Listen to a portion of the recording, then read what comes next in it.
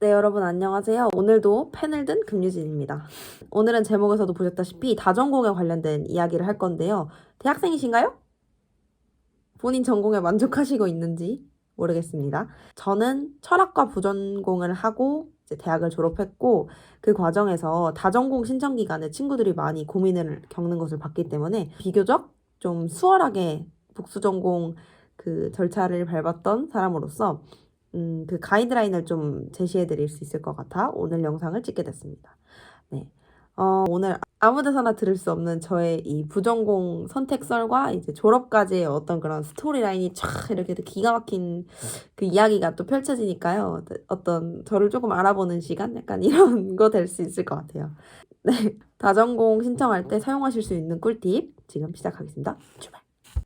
학교마다 명칭이 다를 수는 있어요. 그런데 일단 제가 말하는 다전공은 쉽게 생각해서 복수전공 아니면 부전공 이런 것들을 말한다고 생각해 주시면 될 것 같아요. 심화전공까지 단국대에서는 요 세 가지 정도로 생각하실 수 있어서 이거를 기준으로 말씀을 드릴게요. 지금부터 말씀드릴 것은 세 가지인데 이건 어떤 생각의 흐름이라고 보시면 될 것 같아요. 뭔가 고민이 되는 게 있을 때 제가 자주 사용하는 이런 분야 나누기 같은 건데요. 다전공 고를 때도 이 방식을 사용하게 되더라고요. 빠르게 먼저 말씀드리고 제 이야기로 후딱 넘어가겠습니다. 일단 첫 번째, 나를 이해하기. 저는 나를 이해하는 작업을 먼저 거쳤습니다. 아니 이게 뭔 대단하지도 않은 소리야? 뭘 당연한 소리야? 네, 당연한 얘기죠. 근데 은근 이 절차를 안 걸친단 말이에요. 안 거친단 말이에요.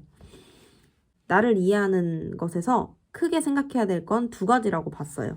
저는 나의 현실과 성향을 확실하게 이해를 해야 한다. 이것이 모든 고민의 시작이라고 생각을 했어요. 일단 현실 같은 경우에는 이런 겁니다. 예를 들어서 저는 결국에는 철학을 부전공하는 것으로 선택했지만 글 쓰고 말하는 거를 좋아하기 때문에 어떤 작품을 써보고 싶다는 생각도 있었어요. 그래서 문예창작과가 굉장히 끌리더라고요. 문예창작과를 좀 가보고 싶었어. 뭔가 가면 내가 잘할 것도 같고 되게 즐거울 것 같았어요. 그래서 가보고 싶었는데, 저는 죽전 캠퍼스 학생이기 때문에 문예창작과는 단국대의 경우에는 천안 캠퍼스에 있습니다. 그래서 현실적으로 내가 집에서 축전 캠퍼스에 가는 것도 통학생인데 천안으로 가게 되면 집에서 걸리는 시간이 더 늘어나게 돼서 이걸 내가 할 수 있을까? 이런 생각이 자연스레 따라왔던 것 같아요. 왜냐면 학교 수업만 듣는 게 아니라 저는 아르바이트도 굉장히 많이 하고 있는 대학생이었기 때문에 모든 것들을 다 잡을 수는 없잖아요. 나의 현실을 좀 봤을 때 이 문예창작과가 실질적으로 내가 잡을 수 있는 것이 맞나? 라는 걸 먼저 판단했던 것 같아요. 현실에서는 이런 식으로 어떤 나의 지금 전반적인 상황을 돌아보는 것. 그리고 성향은 내가 어떤 걸 더 좋아하는지 그걸 보는 건데요. 이 경우에는 두 가지 중에 하나를 고르면 된다고 봐요. 필요와 흥미. 이 두 가지 중에 생각을 해보는 겁니다. 쉽게 말해 이거예요. 내가 문과 혹은 사회과학대학 학생이기 때문에 이제 보편적인 예를 들어볼게요. 나중에 취업할 때 내 전공을 살릴 수 있을지 조금 걱정돼. 내가 무슨 수학이나 과학을 이렇게 공부한 학생이라 뭐 취업이 완전 그 비교적 뭔가 수월할 것 같지는 않아. 좀 걱정이 되는 거예요. 그러면 이제 우리 같은 경우에 이런 이야기 많이 나오죠. 무조건 경영 필수다. 경영 복수 전공은 필수다. 이런 얘기들이 있잖아요.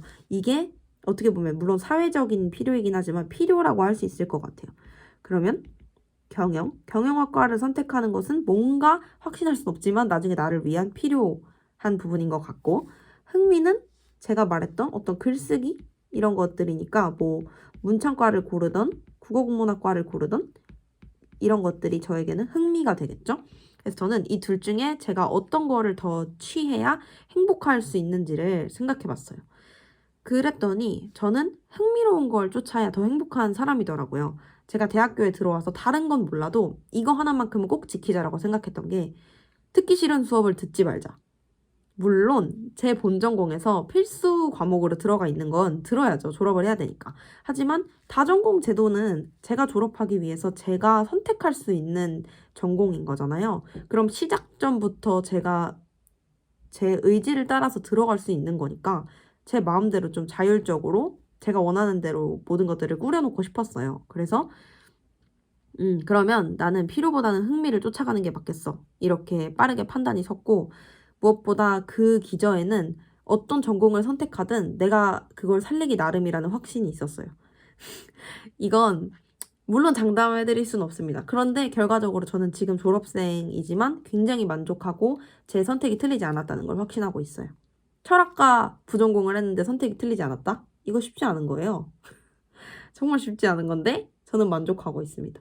마음가짐의 차이지만 어쨌든 저는 정말 만족했고, 그래서 일단 첫 번째로 나를 이해해야 합니다. 지금 말한 것처럼 내 현실이 어떤지 좀 보고 나는 어떤 성향인지 요거 생각해 보시고, 두 번째로 그걸 생각했으면 이 문장을 가슴에 새기는 겁니다. 여기는 대학이다. 이건 또 뭔 소린가 싶죠? 여기는 대학입니다. 나는 지금 대학에서 복수전공, 부전공 이런 것들 내가 전공하고 싶은 거, 공부하고 싶은 걸 선택하고 있는 순간인 거예요. 그래서 제 마음속엔 항상 이것이 첫 번째 기준이었습니다.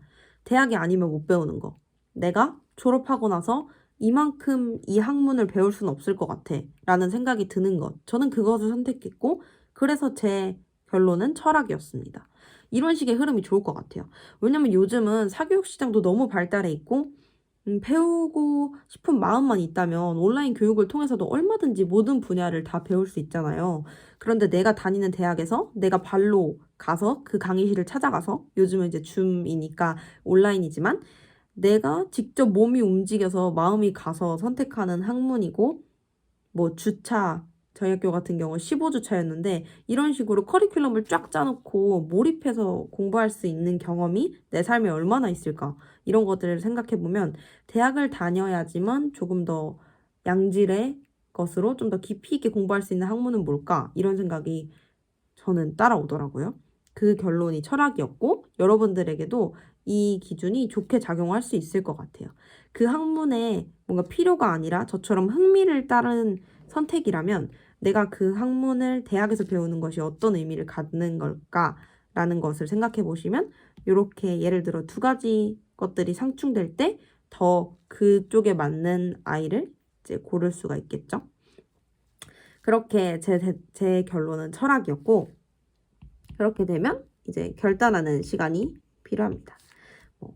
그래서 나를 이해해야 돼요. 나는 어떤 현실에 처해 있고 어떤 성향인가, 그리고 여기는 대학이다를 인지하고 이곳이 아니면 못 배우는 거, 못 배운다. 요즘에 이런 얘기는 안 통할 수 있어요. 아까 말한 것처럼 워낙 플랫폼이 다양하기 때문에. 하지만 이곳이 아니면 이만큼 못 배우는 것이라고 생각하시면 될 것 같아요.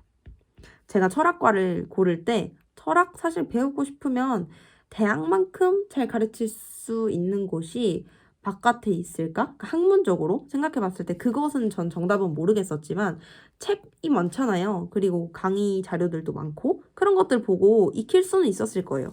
근데 제가 대학에서 철학을 고른 이유는 제 또래 친구들하고 토론도 하고 이야기 나누면서 생각 나누는 과정을 좀 거치고 싶고, 20살 제가 졸업할 때까지 24살까지의 요 과정에서 요 나이 속에서 철학을 배운 나는 어떨까? 이런 거가 좀 알고 싶었어요. 생각의 깊이도 더하고 싶었고, 아무튼 여러 가지 그런 그 바람 때문에 철학을 골랐고, 그것이 저의 결단이었고, 결론적으로 대만족하고 얼마 전에 졸업을 했습니다. 네. 여기까지가 이 다전공을 고르는 꿀팁이었어요. 넘어가기 전에 마지막 정리하고 갈게요. 자, 오늘은 다전공 선택 팁을 알려드렸습니다. 첫 번째, 나를 이해하기. 나는 어떤 성향을 가지고 있는 사람이고 어떤 현실에 처해 있는가 스스로 제일 잘 알겠죠? 이런 것들 꼼꼼히 따져보시고요.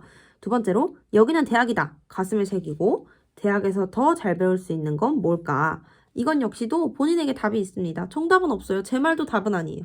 들었는데 이건 좀 아닌 것 같아. 하지만 듣지 마세요. 본인의 기준을 믿으세요. 그리고 밀고 나가시고요. 네. 세 번째, 제가 말한 방식이 만약에 마음에 들어서 1, 2번을 따라오셨다면 결단을 내릴 시간입니다. 어차피 모든 걸 줄 순 없어요. 내가 최대한 후회를 덜 하는 방향으로 선택을 이끌 뿐이죠. A를 고르면 B를 놓아야 하고 B를 고르면 A를 놓아야 합니다. 어쩔 수가 없어요. 도와질 수는 없죠. 다 가질 수는 없잖아요. 네, 그런 거고요. 어쨌든 네, 이렇게 오늘은 다전공 선택하는 꿀팁을 알려드렸습니다. 아직 선택 안 하신 분들은 이 영상 보시고 나중에 졸업하실 때, 아, 내가 그때 그 영상 보고 다전공 골라가지고 너무 잘 골랐어 하면서 기뻐하시는 날이 꼭 오기를 제가 바라겠고, 이미 선택하신 분들은 요 그냥 시스템을, 요 흐름을 잘 기억하시고 나중에 뭔가 고민되는 것들이 있으실 때, 아, 그 방법 나도 한번 따라서 내 생각이나 정리해볼까? 이런 식으로 활용하셔도 될 것 같아요. 아직 영상은 끝난 건 아닌데요. 제 팁은 이미 끝났습니다. 네, 잘 활용하셔서 후회 없는 대학생활 보내시길 바랄게요. 그럼, 아우, 감사해요. 앞에 꿀팁이 다 끝났는데도 제 영상을 봐주시고 계시다는 거는 제가 진짜 마음에 들었다거나 제 친구시거나 아니면 뭐라고 말하는지 궁금해서 철학에 혹시 관심이 있으셔서 일 수도 있겠네요. 네, 일단 감사한 마음을 가득 담아서 얘기를 시작해 보겠습니다. 때는 바야흐로 2020년 제가 단국대학교 3학년에 재학 중일 때 저는 철학을 부전공하기로 결심했고 첫 수업으로 동양 철학의 이해라는 수업을 들었습니다. 철학 전공을 처음 결심했던 건 생각의 깊이를 키우고 싶다는 마음, 그리고 대학이 아니면 깊이 있게 못 배울 것 같은 학문이라서 이 두 가지가 가장 컸는데 결과적으로 철학 전공한 거 굉장히 만족하고 있고 가장 만족하는 이유는 마지막에 되게 기쁜 결실을 남겼기 때문인데요. 바로 짠! 제가 교수님과 책을 썼습니다. 제가 썼다고 할 수 있을지 여러분들이 한번 판단해보세요. 재난의 시대 생태적 지혜와 공생의 힘이라는 책인데요. 실제로 출판사에서 그 정가를 달고 나온 진짜 책입니다. 이제 이 스토리를 좀 말씀드리자면 제가 마지막 학기에 들었던 생태철학 수업에서 굉장히 열의를 가진 학생이었어요. 그때 한참 코로나였기 때문에 지금도 코로나지만 그 토론 수업을 교수님께서 이제 진행해 주셨는데 저는 그때마다 항상 빵실빵실 웃으면서 모든 토론에서 의견 낼 사람 있으면 손 들어라 하면 전 손을 들었고 이야기했고 무작위 추첨으로 이제 친구들과 그 팀이 꾸려져도, 토론팀이 꾸려져도, 처음 보는 철학과 친구들인데 왜 그렇게 내적 친밀감이 드는지, 그냥 막 이야기를 서로 하면서 되게 즐거워하고 이랬단 말이죠.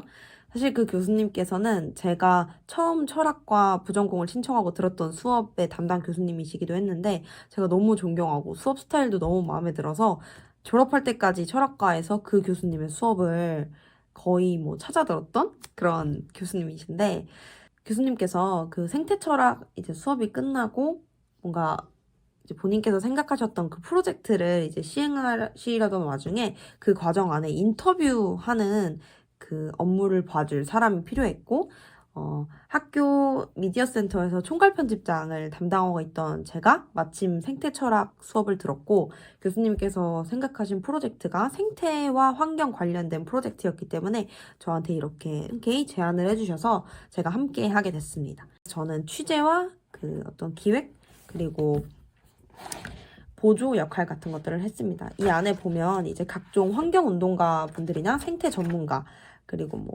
생태 관련된 그 교육을 하는 대안학교 교장 선생님, 환경센터장 이런 분들도 계시고 네, 이제 다양한 분들을 만났어요. 경기 지역 5개 지역에서 이제 전문가 분들을 만나서 인터뷰하고 이제 담아낸 책인데요. 네 자랑하는 거야? 그게 아니라 제가 졸업할 때 이제 각 졸업장과 그런 학위증 이런 것과 이 책을 이제 시기상 딱 맞물려서 이제 갖게 됐는데 그때 그런 생각이 들더라고요. 내가 만약 철학 부전공을 하지 않았다면? 내가 철학 부전공을 하지 않았다면 교수님을 뵙지 못했을 거고 그러면 이런 기회를 갖지 못했을 거고 그럼 결과적으로 이렇게 기쁨의 어떤 산실인 책도 갖지 못했을 거고 이런 것들이 다 한 번에 확 오더라고요. 졸업할 때 보니. 그래서 내가 마음 담아서 열성적으로 내가 좋아하는 일에 매진하면 정말 제가 앞쪽에서 말씀드렸던 나는 내가 한 선택을 내가 어떻게 써먹느냐에 따라 달렸다라고 생각한 걸 이룰 수 있구나라고 생각했던 좀 큰 계기여서 여러분들께 말씀을 드려봤어요.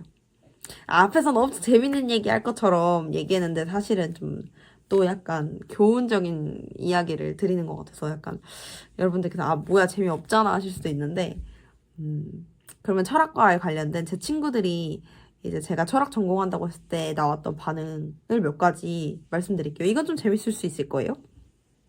철학을 전공한다고 했을 때 반응은 딱 두 가지예요. 저널리즘을 제가 본 전공으로 가지고 있다 보니까 너 다전공 뭐해? 이러면 아 나 철학 부전공인데 이러면 헐 멋있다. 이거 첫 번째.